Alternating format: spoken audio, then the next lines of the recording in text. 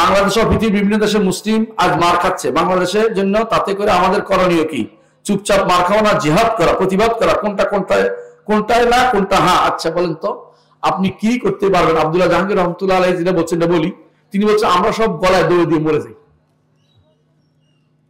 আমরা যেটা করতে পারি সেটা সর্বোচ্চ হচ্ছে তাদের জন্য অবশ্যই দোয়া করব, অবশ্যই দোয়া করব। প্রথম কাজ দোয়া থেকে ইয়া মনে করেন না, রাসূলুল্লাহ সাল্লাল্লাহু আলাইহি ওয়াসাল্লাম বদরের যুদ্ধে সময় তিনি শুধু দোয়া করতেছিলেন, যুদ্ধ তিনি করেন নাই। সাহাবায়ে কেরাম যুদ্ধ করছে আর তিনি দোয়া করছেন। একদল যুদ্ধ করবে, একদল দোয়া করবে।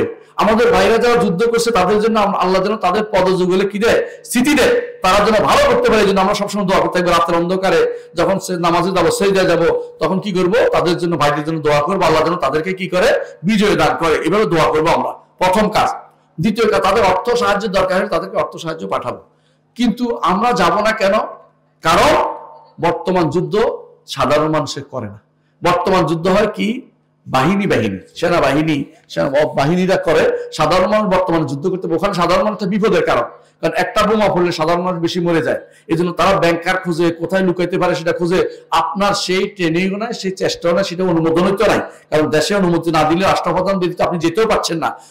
শুধু বাকি আছে দোয়া, হ্যাঁ, বলে অর্থনৈতিকভাবে সাপোর্ট দেয়া।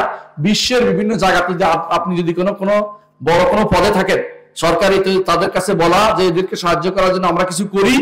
অথবা যদি আপনি যদি রাষ্ট্র ইন্টারন্যাশনাল কোনো ব্যক্তিত্ব হন, জায়গায় যাইয়া মানুষের কাছে ওদের পক্ষে কথা বলবেন, এটা আপনার দায়িত্বের ভিতরে পড়ে। কিন্তু যদি আপনি এখন বের হন যে আমার বাইরে কষ্ট পাচ্ছে, আমি আগুনের জন্য বের হই, তাহলে এটা জেহাদ নয়, এটা হলো কি? আত্মঘাতী কামনা। এটা করা যাবে না, কারণ এটা আসলে হয় না। আপনি ভালো করে দেখেন, আমাদের পাশে মায়ানমারে আমাদের ভাইরা মারা গেছে না? সতর্ক আমরা কিছু করতে পারছি? কারণ আসলে আমরা কি করবো ভাই, আমার তো এটা ট্রেনিংও নাই, কিচ্ছু নাই। আর ট্রেনিং দিয়েও কাজ হবে না। যে এখন বেশিরভাগ যুদ্ধ হয় মিটারে, অস্ত্র নাই, কিচ্ছু নাই। আমরা শুধুমাত্র হাতের অস্ত্র, এটা দিয়ে যুদ্ধ করবো, কিচ্ছু হবে না এটা দিয়ে। ওটা দিয়ে কিছু করারও নাই। আমাদেরকে এখন যে করতে হবে যে এটা হলো আমাদের যা বলছে এটা, এবং আমরা রাষ্ট্রের কাছে বলতে পারবো যে রাষ্ট্রীয়ভাবে আমরা তা চাই আপনি তাদের পক্ষে দাঁড়ান। আলহামদুলিল্লাহ আমাদের রাষ্ট্র সবসময় মাজলুমের পক্ষে দাঁড়ায়, এটা আমরা দেখেছি। ফিলিস্তিনদের পক্ষে সবসময় কথা বলে। আর ইয়াদের রোহিঙ্গার ভাইদের তো জায়গায় দিয়েছে কষ্ট করে, প্রথমে তো তাদেরকে সাহায্য করার জন্য শত চেষ্টা করেছে। তাহলে আর কি করতে? ওরা তো চেষ্টা করে যাচ্ছে।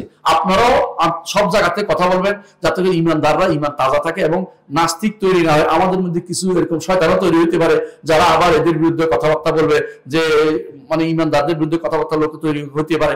এই জন্য সবসময় চেষ্টা করি আমাদের ইমান তাজা রাখার জন্য যুবকদেরকে সাবধান করবে যে সাবধান, আমাদের মতো রাষ্ট্র এরকম বিপদে আটকিতে পারে। কারণ আমাদের মতো রাষ্ট্র হচ্ছে চারদিক থেকে শত্রু বেষ্টিত, ঠিক না? এই অবস্থা আমাদেরকে ইমান নিয়ে, ইমানি মজবুতি আমাদের তৈরি থাকতে হবে, যাতে করে আমাদের দেশে কোনোদিন কাফেররা হামলা করতে না পারে। আমরা যেন সেই জন্য প্রস্তুত থাকতে পারি। এগুলি নিজেরা তৈরি, কিন্তু কথা বলতো আরেক দেশে গোপনে কাফেররা যাইয়া যুদ্ধ করার চিন্তা ভাবনা করবেন না, দয়া করে।